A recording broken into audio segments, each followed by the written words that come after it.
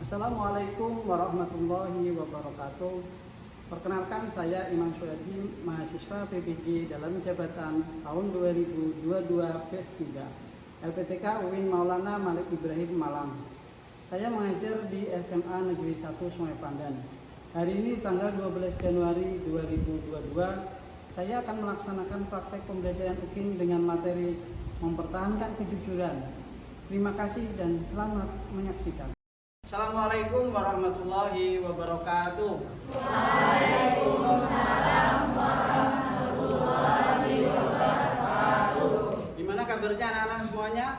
Baik. Alhamdulillah baik. Kita semua diberikan kesehatan, bisa hadir di sini.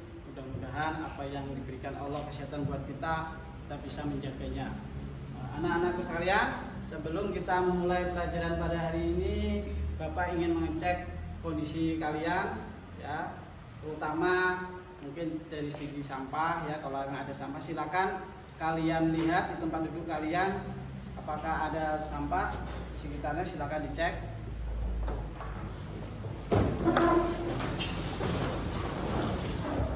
Ya, kalau sudah bersih silakan kalian duduk, ya, silakan kalian duduk dengan rapi.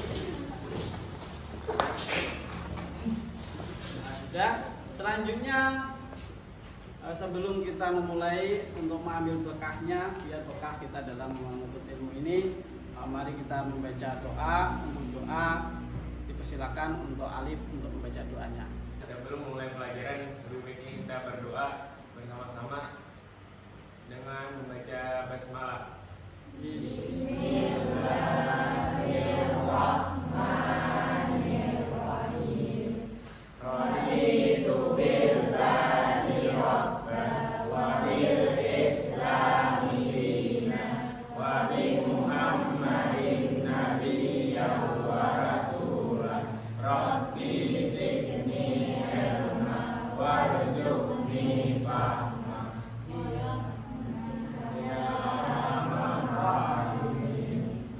Selanjutnya Bapak ingin mengecek kehadiran kalian. Mungkin ada yang tidak hadir hari ini. Siapa yang tidak hadir? Cukup ya? Cukup, Pak. Cukup. Alhamdulillah cukup. Anak-anakku sekalian, minggu lalu kita belajar tentang iman kepada malaikat. Ya, masih ingat? Pertanyaan Bapak, apa pengertian iman kepada malaikat? Siapa yang bisa menjawab? Oh ya, silakan. Iman kepada malaikat adalah meyakini dengan segenap hati bahwa Allah SWT menciptakan malaikat sebagai makhluk gaib yang diutus untuk melaksanakan segala perintahnya. Ya, terima kasih atas jawabannya. Ya, masih ingat tentang pengertian iman kepada malaikat. Hubungannya dengan materi kita pada hari ini, yaitu ketika kita memiliki iman kepada malaikat, kita percaya kepada malaikat, akan melahirkan sebuah kejujuran yang baik, sebuah kejujuran yang bersih, ya, tanpa ada campur tangan apapun, karena kita ikhlas sudah karena Allah, ya. Jadi dengan kita memiliki rasa jujur itu tadi, maka kita akan bisa menjadi orang yang sukses. Itu anak-anak sekalian, manfaat kita belajar tentang jujur manfaatnya adalah yaitu untuk agar kita kelak menjadi orang yang sukses. Salah satunya menjadi orang yang sukses, dan salah satunya lagi bisa hati kita menjadi tentram, damai. Oleh karena itu perlunya kita bersikap sebuah jujur. Selanjutnya di sini Bapak akan melihatkan sebuah gambar. Gambar apa ini? Pinocchio. Gambar Pinocchio. Ada yang tahu apa maksud daripada gambar Pinocchio ini? Apa, Alif? Jadi Pinocchio itu adalah sebuah kartun yang dimana dia itu suka berbohong, dan bila dia berbohong akan memanjangkan hidungnya gitu. Hidung dia akan memanjang. Terima kasih.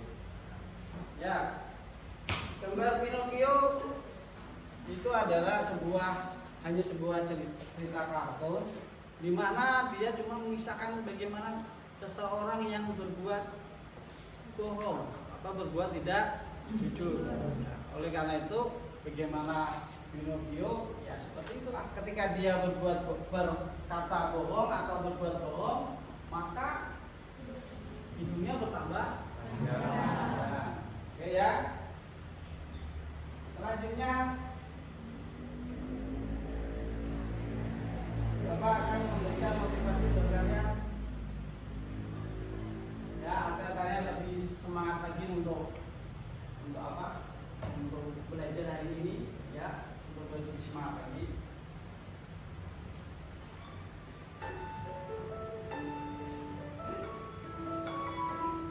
Jujur itu adalah kata yang sangat sederhana, namun sekaligus kata yang sangat sulit untuk dilakukan. Ada saat-saat di mana kita tidak bisa mengatakan yang sejujurnya. Terkadang ada begitu banyak situasi yang mengharuskan kita untuk berkata jujur, tapi tertahan karena memikirkan dampak yang akan terjadi. Kita takut apabila berkata jujur akan ada yang terluka, akan ada yang tersakiti, akan ada yang ditinggalkan, dan akan ada yang menangis. Begitu banyak konsekuensi yang terjadi dan harus diterima apabila berkata jujur. Ada begitu banyak kebenaran yang menyakitkan yang terkadang sulit untuk diterima.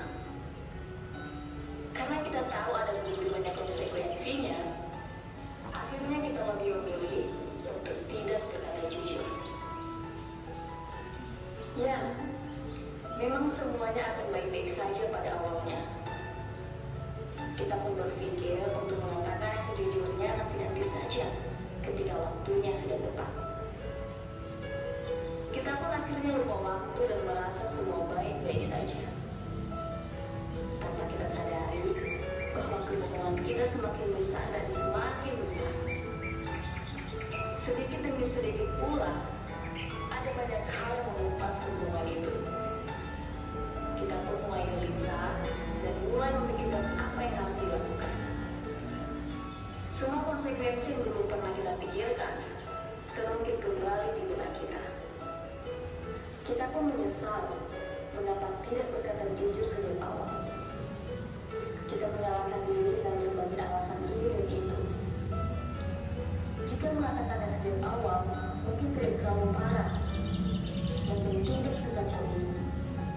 Kita pun mulai sangat menyesal dan sangat berharap waktu bisa diputar kembali.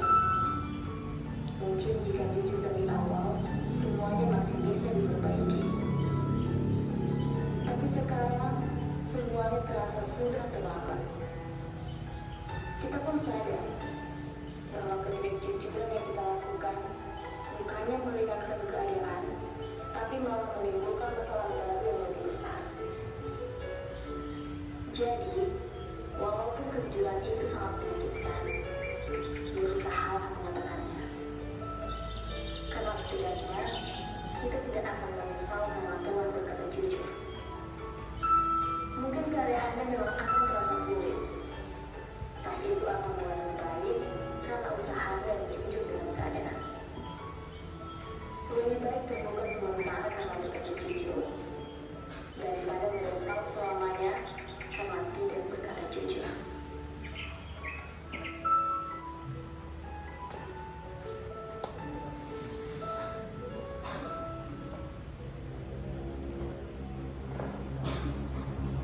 Beberapa motivasi kita agar kita selalu berbuat jujur dalam kehidupan kita sehari-hari. Terus selanjutnya di sini Bapak akan minta kalian untuk menyampaikan sebuah kompetensi dasar untuk pembelajaran kita pada hari ini. Ya. Silakan kepada yaitu silakan dibaca. Kompetensi dasar 3.6 menganalisis perilaku jujur dalam kehidupan sehari-hari. 4.6 mengintegrasikan perilaku jujur dalam kehidupan sehari-hari yang berkembang di masyarakat dengan keimanan. Ya, terima kasih banyak. Selanjutnya untuk yang indikator pencapaian kompetensi atau indikatornya silakan dibacakan Alif.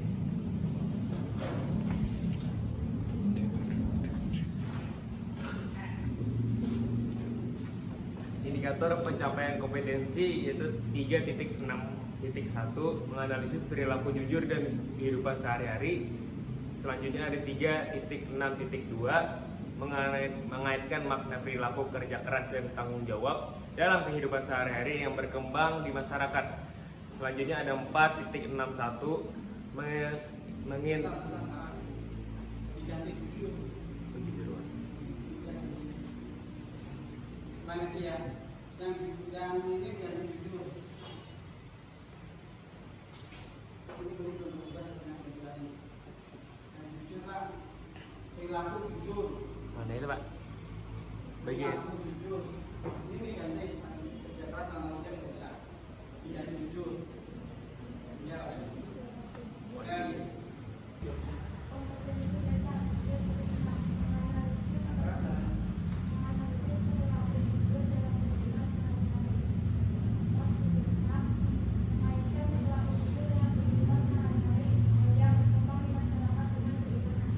Ya, terima kasih banyak tepuk tangan. Selanjutnya untuk yang indikator pencapaian kompetensi atau indikatornya silakan dibacakan Alif. 3.61 menganalisis perilaku jujur dalam kehidupan sehari-hari. 3.6.2 mengaitkan makna perilaku jujur dalam kehidupan sehari-hari yang berkembang di masyarakat. 4.6.1 mengintegrasikan paparan tentang berkaitan antara perilaku jujur dengan kehidupan sehari-hari dengan keimanan. Terima kasih. Ya, terima kasih banyak atas penyampaiannya. Saya langsung upload. Untuk tujuan pembelajaran hari ini disampaikan oleh Nadia, silakan. Tujuan pembelajaran 1. Peserta didik dapat menganalisis manfaat perilaku jujur dalam kehidupan sehari-hari dengan baik melalui kegiatan diskusi kelompok. 2. Peserta didik dapat menyimpulkan keterkaitan antara perilaku jujur dalam kehidupan sehari-hari dengan baik melalui pengamatan gambar dan video pembelajaran. 3. Peserta didik dapat mengintegrasikan paparan keterkaitan antara perilaku jujur dalam kehidupan sehari-hari dengan baik melalui kegiatan diskusi kelompok dan presentasi. Ya, terima kasih. Diupload sudah.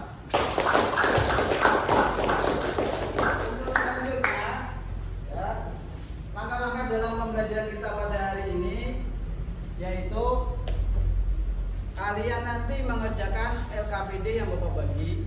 Ya, setelah itu kalian tuliskan di kertas karton nanti yang Bapak bagi. Kalian buatkan sebuah poster. Setelah itu kalian presentasikan ke depan.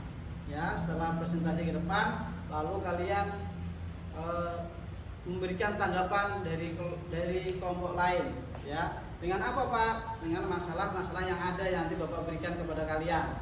Setelah itu baru nanti kalian berikan penilaian penghargaan kepada teman-teman kalian sendiri. Ya, bisa dimengerti? Anak-anak sekalian, untuk mengetahui pengetahuan awal kalian, maka Bapak akan memberikan pretest kepada kalian. Untuk pretest silakan kalian buka di grup WA. Silakan di grup WA, di sana sudah Bapak kirimkan pretest.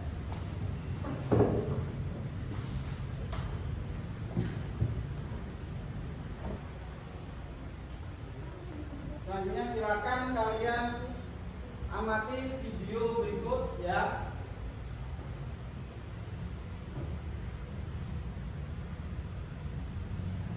Pemirsa, seorang pencuri ponsel di dalam mobil yang terparkir dihajar massa setelah tertangkap tangan saat melakukan aksinya.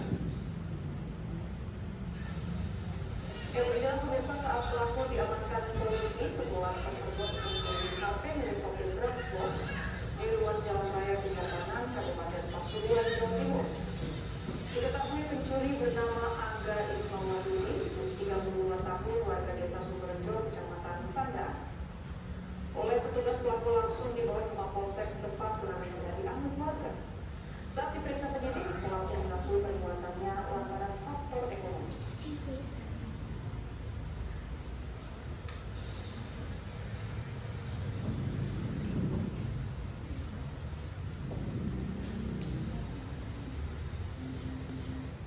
Sudah ya, dari video yang ada, ya, dari pengamatan kalian, kira-kira apa tanggapan kalian tentang video tersebut? Siapa yang ingin memberikan tanggapan? Kemudian tentunya integritas termasuk yang banyak besar. Oleh karena itu, dalam perkara Islam, tentunya seperti itu adalah suatu perbuatan yang dilarang oleh agama. Dimana dengan melakukan itu, si pencuri dikenakan hukuman untuk penanganan dan diwajibkan memberikan barang bukti sebanyak mungkin. Ya, terima kasih. Kita aplaus untuk Asmail. Untuk selanjutnya, karena dari teman kalian dari Asmail tadi memberikan sebuah tanggapan dari video itu, selanjutnya apa penyebab permasalahan yang dalam pada video tersebut? Siapa yang ingin memberikan tanggapannya juga? Oh ya, silakan. Jadi faktor penyebab terjadinya suatu tindak kejahatan pemberian, misalnya kebutuhan pergaulan dengan teman sebaya, kontrol dari lingkungan yang kurang, dan pergaulan dengan seseorang yang memiliki pekerjaan sebagai pencuri. Ya, terima kasih. Kita beri aplaus dulu. Selanjutnya itu tadi adalah masalah dan penyebabnya. Adakah solusinya kira-kira dari permasalahan yang disampaikan oleh teman kalian tadi? Siapa yang ingin memberikan untuk solusinya? Cara mengatasi kejadian berbeda. 1. Menjalin hubungan baik dengan tetangga. 2. Memberi informasi kepada petugas keamanan di lingkungan rumah. 3. Berkunjung pintu dan jendela setiap hari. Ya, sudah. Terima kasih banyak atas penyampaiannya. Kita beri aplaus untuk teman kita. Selanjutnya, Bapak akan membagi ke kalian beberapa kelompok. Ya, untuk kelompoknya ada sekitar 5 kelompok. Untuk kelompok nanti sudah Bapak kasihkan masing-masing. Ya, selanjutnya silakan kalian ke tempat kelompoknya masing-masing yang sudah dibagi. Silakan duduknya ke kelompoknya masing-masing. Silakan.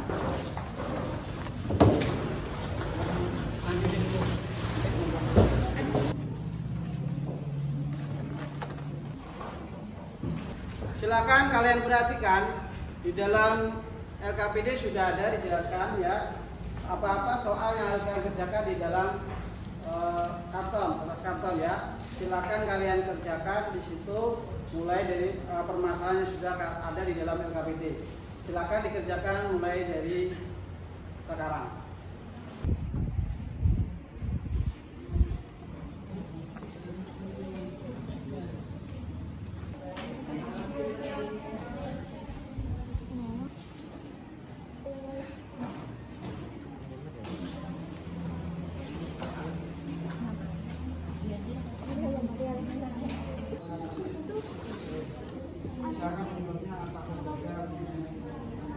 Ini kan ada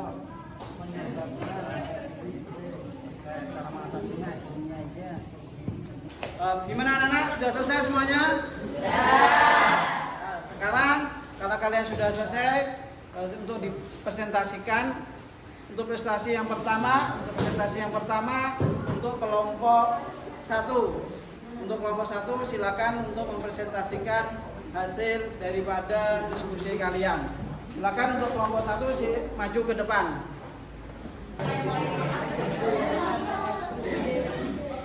Udah, yang lainnya tolong diperhatikan. Assalamualaikum warahmatullahi wabarakatuh. Di sini kami ingin menyampaikan hasil dari kerja kami. Ini misalnya tentang pedagang yang mengurangi timbangan. Silakan bisa dilihat dulu.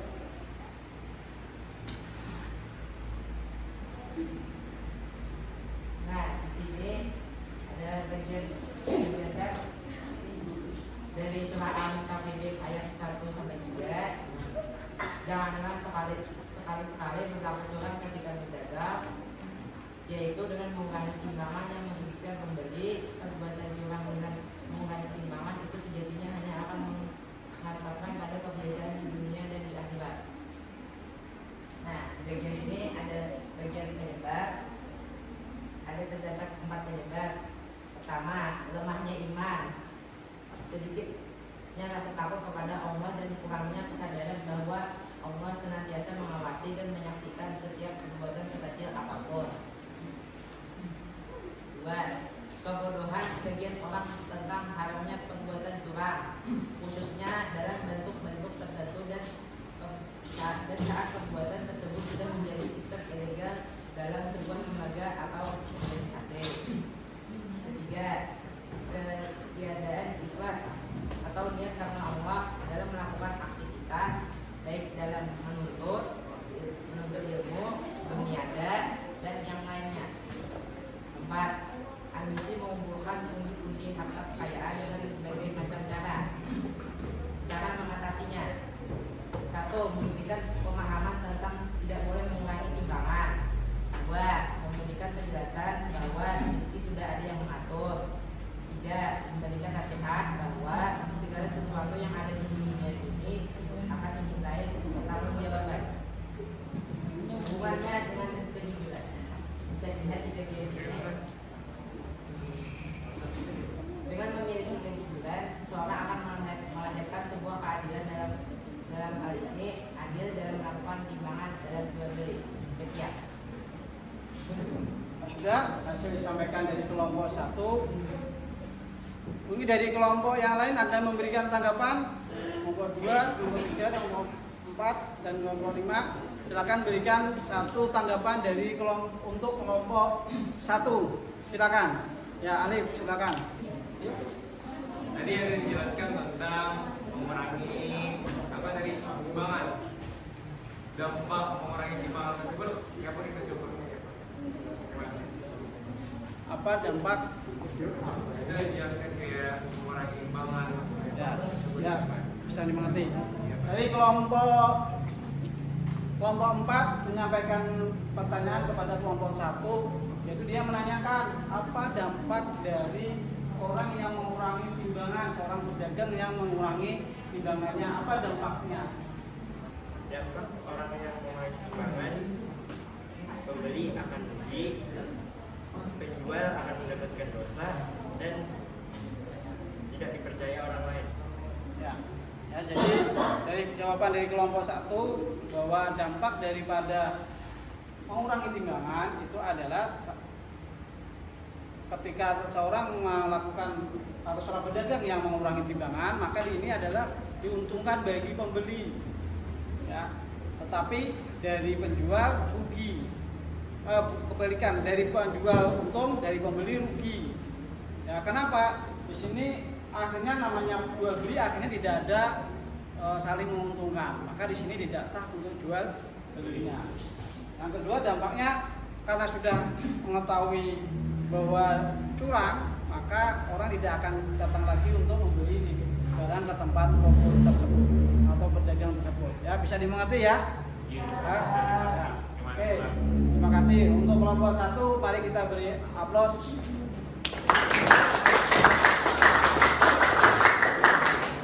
Untuk selanjutnya kelompok 3 dipersilakan untuk maju ke depan. Assalamualaikum warahmatullahi wabarakatuh. Waalaikumsalam warahmatullahi wabarakatuh. Kami di sini akan menyampaikan hasil presentasi kami yang bertema mencontek.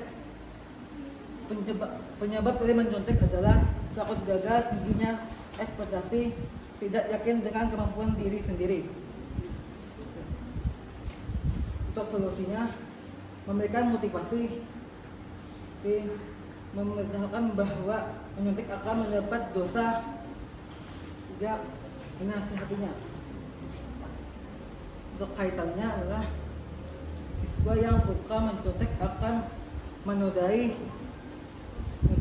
integritas dalam dirinya sendiri. Itulah hasil dari presentasi kami. Ya, silakan. Dari presentasi Apakah ada yang ingin kelompok ditanyakan? ya kelompok 3, mungkin dari kelompok yang lain ingin memberikan tanggapan atau pertanyaan. Silakan. Pak Ismail, silakan berikan pertanyaan. Kami dari kelompok 2 ingin menanyakan apa dampak dari menyuntik. Menyuntik bisa berdampak akan dijauhnya teman-teman dan dicemooh dan tidak dapat dipercayai. Mendapatkan ilmu yang tidak berkah. Berkah dan mendapat dosa. Ya, benar. Salah satu dari jawaban dari kelompok 3 bahwa dampak daripada menyontek bisa dijauhi teman-temannya, ya, atau mendapatkan dosa, ya seperti itu ya. Kira-kira seperti itu ya jawabannya. Nah, untuk ada lagi pertanyaan yang lain? Sudah tidak ada, ya udah. Silakan ditutup untuk kelompok 3. Sampai di sini presentasi kami. Wassalamualaikum warahmatullahi wabarakatuh. Waalaikumsalam warahmatullahi wabarakatuh. Beri aplaus untuk kelompok 3. Oke, selanjutnya untuk kelompok 4 silakan maju ke depan. Izin masuk tanpa salam. Di sini kami dari kelompok 4 ingin menjelaskan hasil diskusi kami, yaitu tentang korupsi. Di sini jelasan dulu. Islam memandang korupsi sebagai perbuatan keji. Perbuatan korupsi dalam konteks agama Islam sebagai dengan pasar, yakni perbuatan yang merusak tatanan kehidupan yang pelakunya dikategorikan melakukan jinayat al-kubra atau dosa besar. Korupsi dalam Islam adalah perbuatan yang melanggar syariat Islam. Penyebab korupsi di sini adalah salah satu teori korupsi menurut Jack Bloomington teori menyebutkan bahwa faktor penyebab teori adalah keserakahan, kesempatan, kebutuhan dan pengungkapan. Keserakahan itu berpotensi dimiliki setiap orang dan berkaitan dengan individu pelaku korupsi. Cara mengatasi korupsi itu ada beberapa: memperbaiki sistem memantau pengaduan masyarakat, memberlakukan kewajiban pelapor transaksi keuangan tertentu, pelapor harta pribadi, memegang kekuasaan dan fungsi publik, partisipasi Indonesia pada gerakan anti korupsi dan anti pencucian uang di kancah internasional. Kaitannya dengan manfaat kejujuran adalah korupsi ini tidak berkaitan dengan kejujuran, yaitu seseorang dengan nilai kejujuran di hatinya tidak akan pernah korupsi. Karena tahu tindakan tersebut adalah bentuk kebohongan dan kejahatan. Orang dengan berintegrasi jujur adalah akan selalu berpegang pada prinsip yang diyakinkan benar. Orang dengan nilai kejujuran juga harus menolak ketidakjujuran. Terima kasih. Itu saja yang bisa dijelaskan. Ya, terima kasih. Untuk kelompok yang lain bisa memberikan pertanyaan atau tanggapan? Ya, kelompok 2 silakan berikan pertanyaan. Saya akan berikan pertanyaan. Bagaimana korupsi mempengaruhi kehidupan masyarakat? Bagaimana korupsi mempengaruhi dalam kehidupan masyarakat? Silakan untuk dijawab. Pengaruhnya akan berdampak pada masyarakat yang terkena karena sepertinya pemerintah di dalam masyarakat itu korupsi, akan keserakahan dan apalah gitu, merugikan masyarakat di sekitar yang pelaku korupsi tersebut. Terima kasih. Ya, silakan. Itu jawaban dari kelompok 4. Untuk yang lain nanti pertanyaan lagi sudah ya. Sudah selesai, silakan ditutup untuk kelompok 4. Terima kasih sudah mendengarkan. Assalamualaikum warahmatullahi wabarakatuh. Waalaikumsalam warahmatullahi wabarakatuh. Kita beri aplaus untuk kelompok 4. Dari hasil presentasi kalian semuanya hari ini sudah berjalan dengan baik, sudah bagus ya. Mudah-mudahan nanti untuk lebih ditingkatkan lagi Mari kita beri aplaus untuk kita semuanya di sini. Untuk selanjutnya, Bapak ingin kalian memberikan kesimpulan daripada hasil presentasi pada hari ini. Siapa yang ingin memberikan kesimpulan tentang pembelajaran pada hari ini? Silakan. Ya, silakan. Kesimpulan saya adalah kejujuran akan menciptakan ketenangan, keselamatan, kedamaian, kesejahteraan, dan kenikmatan lahir batin baik di dunia maupun di akhirat kelak. Ya, terima kasih atas memberikan kesimpulan pada hari ini. Mari kita beri aplaus.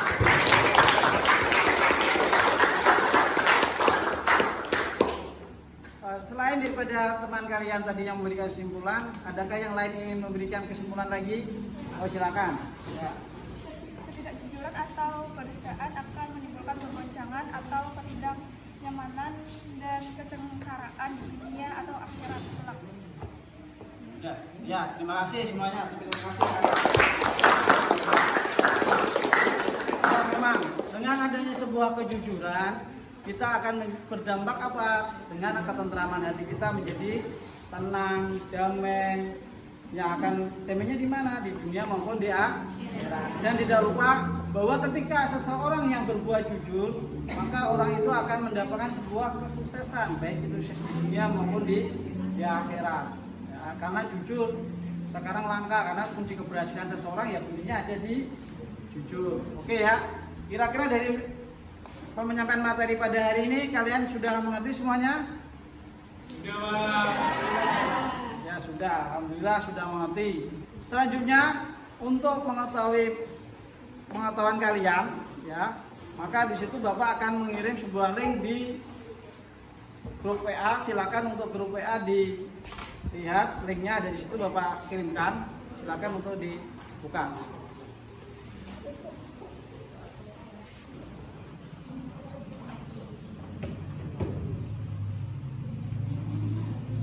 Gimana anak, sudah selesai?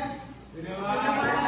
Ya, sudah selesai. Selanjutnya untuk menutup acara kita, pembelajaran kita pada hari ini, mari kita tutup dengan doa, ya, karena kita membukanya dengan doa, menutupnya pun juga dengan doa.